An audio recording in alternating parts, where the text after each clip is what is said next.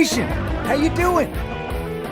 What's going on? Welcome back. My name is Greenbean, and this is episode 47 of Greenbeanjetsfan, and we have much to discuss. Not as much bad as you think, though. A lot of people, I've been talking to a lot of you guys already today, and a lot of people aren't very happy. Can you imagine that? What are we so upset about these days, Jets fans? What is it? What are we so upset? Well, let's try to deconstruct a little bit of this today. We're going to get into Robert Saleh and some of his coaching decisions during the loss to the Miami Dolphins. I hate losing to the Miami Dolphins. Yes, the Patriots have been the Patriots. Yes, we went through stretches with the Bills, and they seem like they're going to be the division leaders and all that. But there's something about those Dolphins. I don't like them. All the way back since the 80s and 70s, I don't like the Dolphins. They're my most hated division rival, and we lost, so I'm not happy about it. I gotta say it straight. So we'll talk about the game. We're going to get into some of Saleh's coaching decisions. There was a couple breakout players today. We got a little Joe Flacco action, and we'll talk about our defense. We're going to get into all that stuff right here in this very episode, and my hope is that we're going to even start to feel a little bit better. Can we do it? Can I do it? Can I take you so aggravated with watching this team? Can I help you to feel a little bit better after this podcast? I don't know. I'm going to try. We'll see. But before we do that, I want to remind you about the contest we're having right here on this very channel. I'm trying to wrap up my first year on YouTube by hitting that 5,000 subscriber mark. December 27th is the day, and we're going to try to get there. All you have to do to be entered into this contest is to hit subscribe right here. It's right there. It looks just like that. Hit that little subscribe button, then go over to Full-Time Coaster Tour right here on YouTube and hit subscribe there. Once you do it, you're in. If you want an extra entry, go over to my Instagram, GreenBeanjetsfan, and follow me there. That'll give you 2 chances to win, doubling your potential. What are you going to win? Well, you get a shirt of your choice from the GreenBeanjetsfan.com merch store, and then a grand prize winner will also get that shirt and some stickers, but they will be getting the Manscaped Ultra Smooth package. Won't that be nice? It just sounds good. Ultra Smooth. And you know what they're talking about. So ain't nothing wrong with having smooth balls. I'm a firm believer in that. So you could win that. You know what else? This very week, I happen to have 2 tickets to the New York Jets Houston Texans game in Houston with parking. And these are good seats too. Lower level seats with parking passes. All you have to do is let me know that you are interested, that you can make that game. I'm going to put the lot of you in a little bowl, and we're going to pick somebody to go in the next few days. This way you have enough time to plan and all that. But so if you want to go to that Houston game, just let me know. Reach out to me in the comments here. Send me an email on greenbeanjetsfan@gmail.com, or you can reach out to me on Instagram and or Twitter. Let me know, hey, Bean, I want those tickets. And like I said, we're going to put you guys in a contest, little bowl or something, and we'll randomize it, and we'll pick one of you guys, and you get to go see the game for free on me. How's that sound? So, that all said, we played the Miami Dolphins this week, our Week 10, Game 10, the 10th game in our new regime's tenure. You happy? You unhappy? You miserable? You angry? Where are we with this? So we lost 24-17. Now, somebody already told me it wasn't really 17. It wasn't really 17. It was really 24-14. Maybe. But I look at the score, it says 24-17. And here's the thing, very similar to the Colts game, where people like to devalue our points at the end of the game. These are attempted comebacks. How many comebacks have we been the victim of when we're up by 10, 21, and in the last 6 or 7 minutes of the game, they start coming on. We beat them all day, and then they start coming on. So it's real. The last point of the game, we kicked the field goal. Plenty of people were aggravated about that. Why are we going for the field goal? This is bullshit. Because you need 10 points. Smart. Now, the likelihood of it happening getting all the way there, the onside kick and all. It's unlikely, right? It's not really that good, your odds, that is. But at the same time, you do need 10 points. You take the 3 and you fight for the 7, and it didn't happen. Right? So we lost 24-17. Now here's the silver lining with that. Like, number one, we lost, right? So, hey, we lost. It's another loss. We're 2-8 on the year. Currently tied for last year's record, although at this time I think we were still 0-12, so, or 0-10, so it's not quite the same. But we only won 2 games last year, as you know. So 24-17, but until the fourth quarter, this was a tie football game, right? 7-7 in the first quarter. Then nobody scored in the second quarter. We had a couple missed field goals. We had a red zone fumbleoonie, which we don't like, fumbles in the red zone, but it is what it is, right? We lost our potential for points there. That could have been a field goal. It could have been a touchdown. We were driving. We looked good. We had the momentum, and they stole it. So they stole our momentum with a red zone fumble. So we lost our points there. But in the second quarter, we could have had 7, 10, at least 3. We had none. So did the Miami Dolphins. Come out in the third quarter, Miami scores 7. We score 7. Now it's 14-14. Now the fourth quarter started. Playing. They score 7. We score nothing. They score 3. We score 3. There it is. They win by a touchdown, okay? So the silver lining, guys, is this was a game. This is all I wanted for the whole year. I'm telling you, honestly. Now, granted, I've shared this with you. I want to win.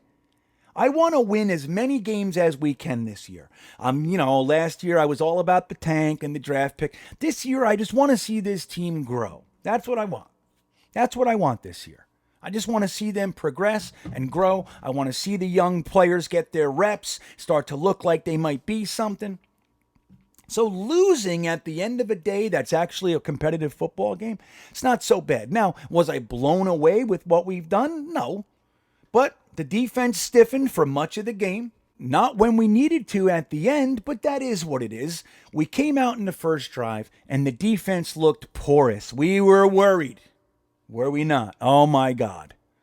This defense, we can't stop anything. We can't do anything. They're doing the same screens and little tight end flares, all those kinds of things, little quick slants and such, and we can't stop it. And then what happened? Next drive, Ashton Davis pick. Yay, Ashton Davis. All right, getting on the positive side of things for a little bit. And then we scored a touchdown. Michael Carter looked great. And so forth and so on. So the defense stiffened. They played a decent game today. No more 45, no more 54, that kind of a thing.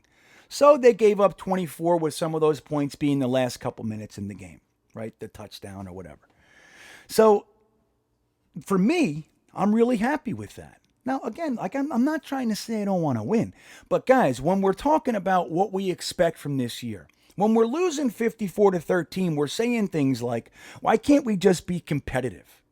Why can't we at least be there in the fourth quarter? Why? Why is the game over before halftime? And I completely agree. That's the worst kind of football to watch. It is.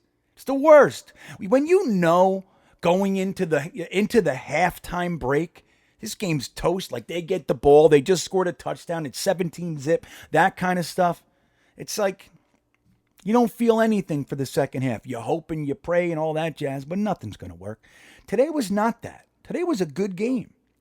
They missed their field goal right before the half. We were getting the ball. So we felt good coming into the third quarter. And again, we each scored a touchdown in the third quarter. We didn't lose this game until the last 7 minutes of the game. So, guys, I know that's, it's kind of grasping at straws, right?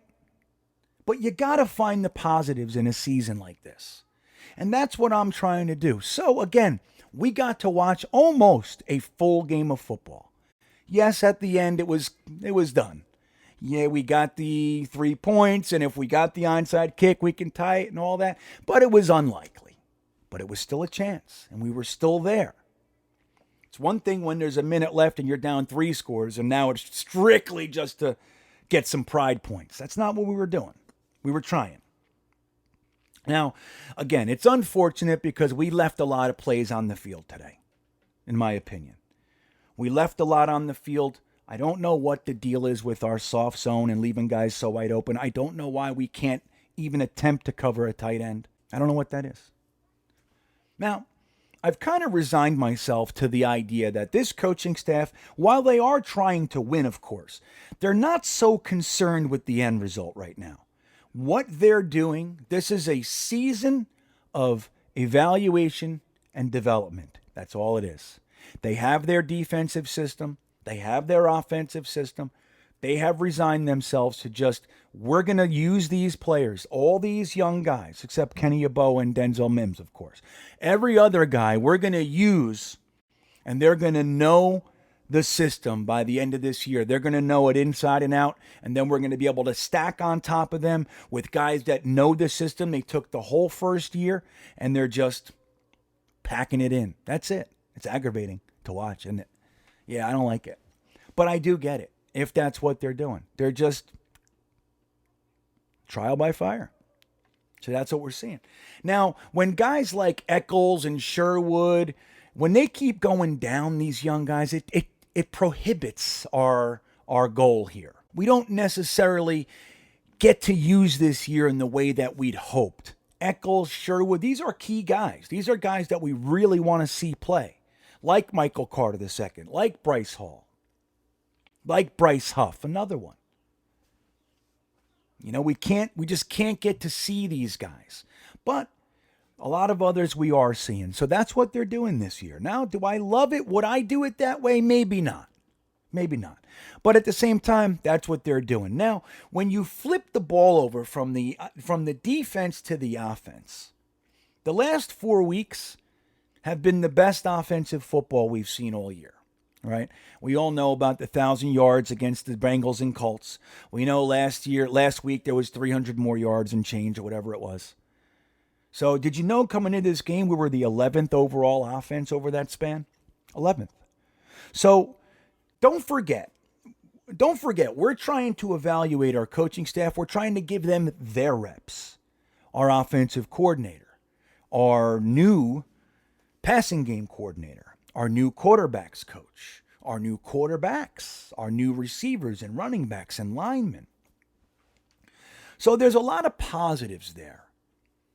What's the number one positive? I'll give you two for the offense. I'll give you three. Okay? I'll give you two, and then one's going to be really positive with a negative taco shell around it. Okay? Positive number one. Making the switch from Greg Van Roten to LDT, Duvernay Tardif, is the best move I've seen all year. That was a fantastic trade. Fantastic. So good, in fact, that the Chiefs already cut Daniel Brown. If I was Joe Douglas, I'd go get him back. Plays great special teams. Hey, wouldn't that be funny? If we could trade for Daniel or for Tardif, get a replacement guard for Greg Van Roten, and get our tight end back, it's basically saying, hey, can I have your guard? And they go, yeah, whatever. You know what I mean? So I think it's a great trade. Now, did he play a perfect game today? No. But the interesting thing is very rarely was he pushed back into the quarterback, which GVR is all the time. The other thing is this. When he was pushed back and the guy was beating him, getting a jump on Tardif, he figured out a way to maintain leverage and continue to push him outside the play. That is an offensive lineman. And he's only been here for a couple weeks. So there's a lot of positive potential there.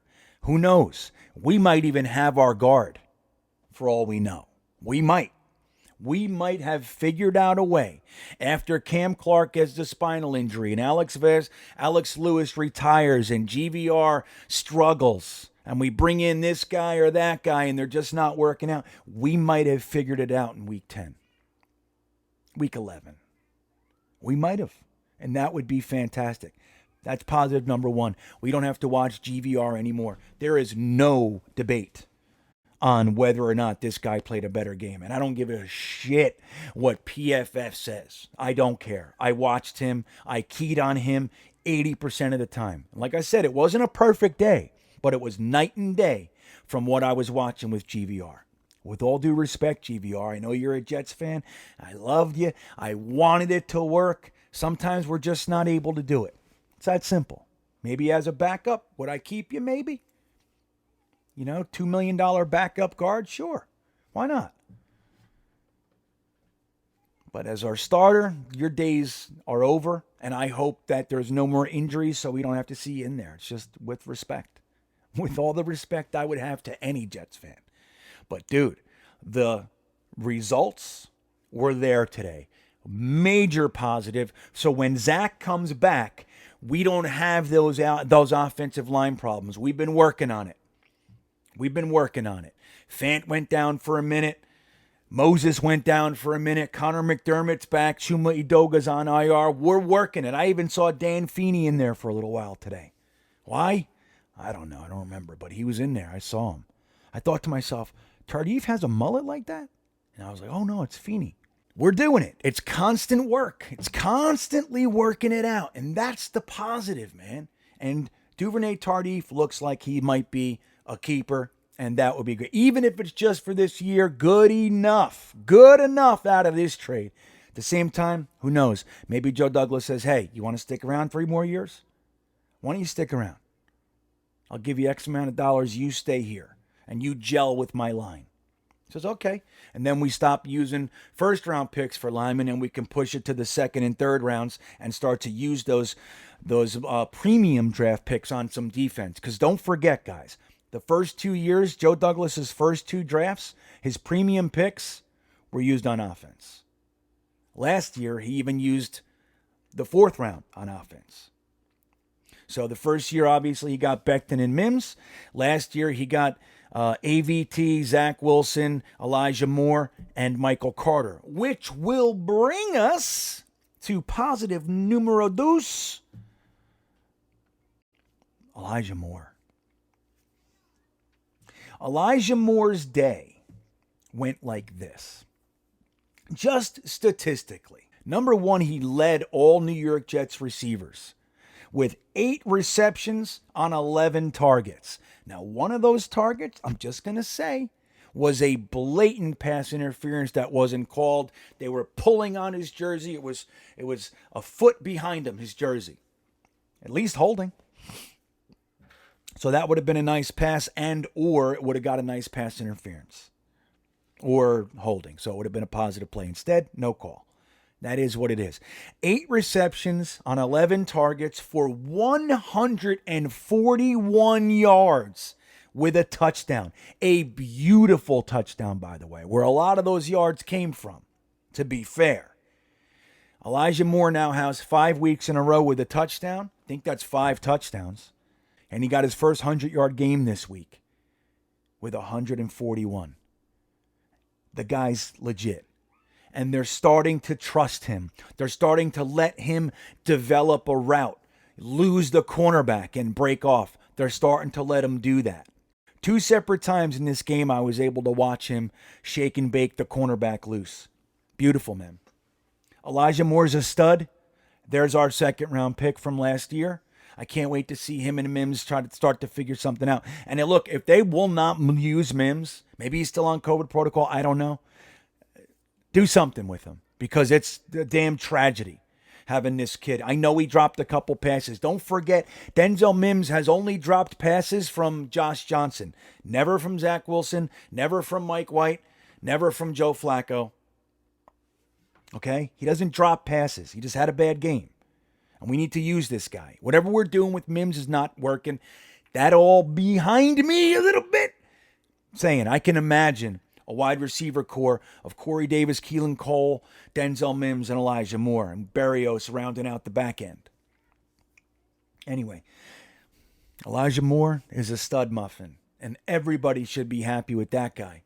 141 yards and a touchdown today, and his career's just beginning, my friends. This is the beginning. The guy's had 4 quarterbacks this year, and he's still lighting it up.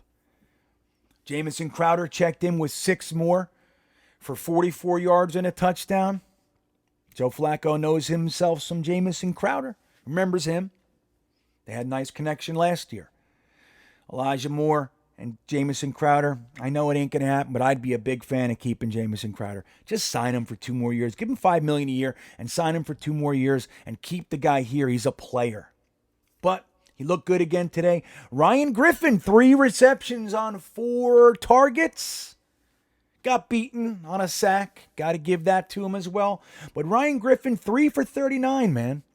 That's how you want to use your tight ends. I've been very critical of how LaFleur uses the tight ends. Out wide, they're not in on protect. I mean, I don't love how we're using our tight ends. Our tight ends aren't great to begin with, but they're not as bad as they look.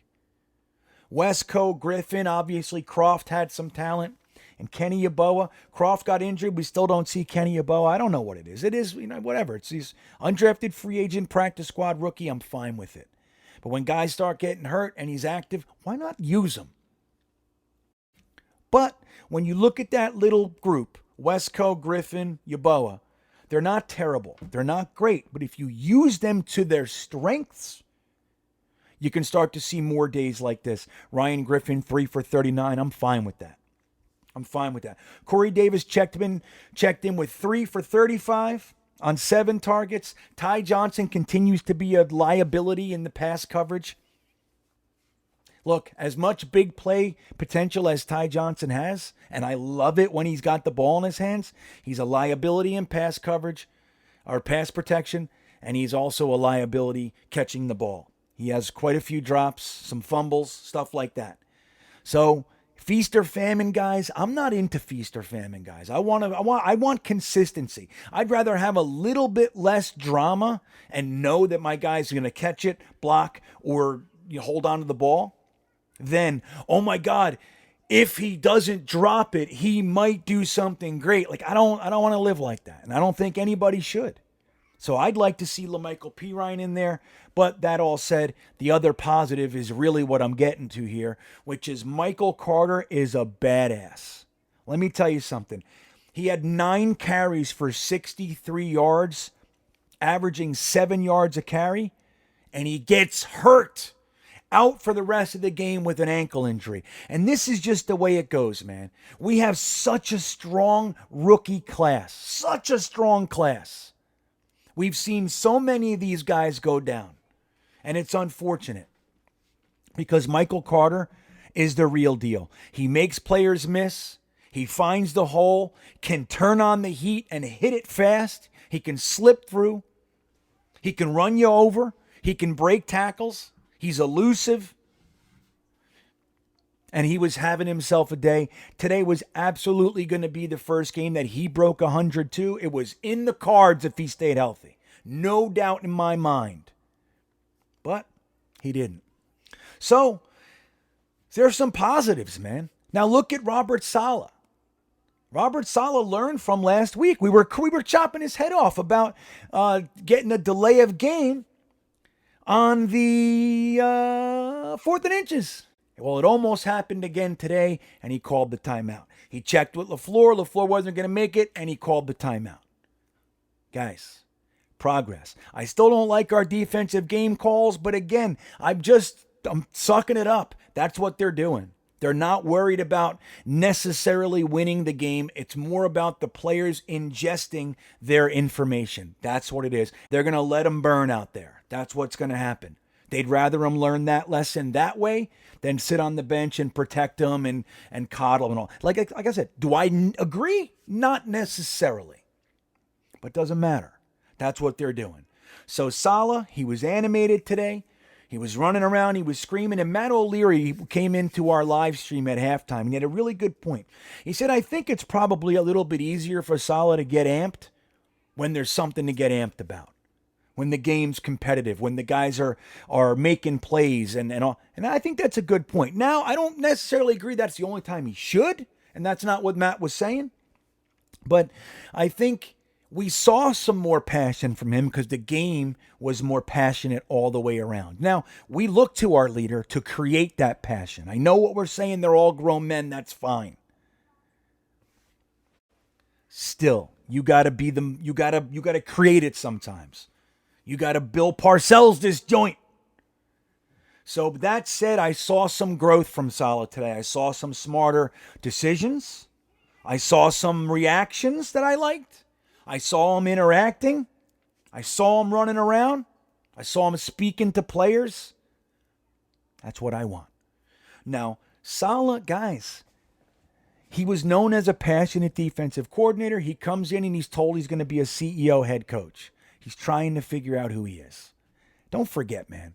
And I just heard this week. I had no idea. That shit going on with his contractors, his kids have been living in hotels. He got completely robbed by his contractor. He's been literally can't move into his house. So he's doing all that stuff too. Now, that's no excuse or anything. Again, I think we got to consider some things. The guy's, of course, in his first year. He's got a rookie staff, rookie leaders on his team, quarterback and such. The guy he brings in to be the vet passes away tragically before the season. Brings in another guy. And now his house. He can't even move into his house. It's unlivable.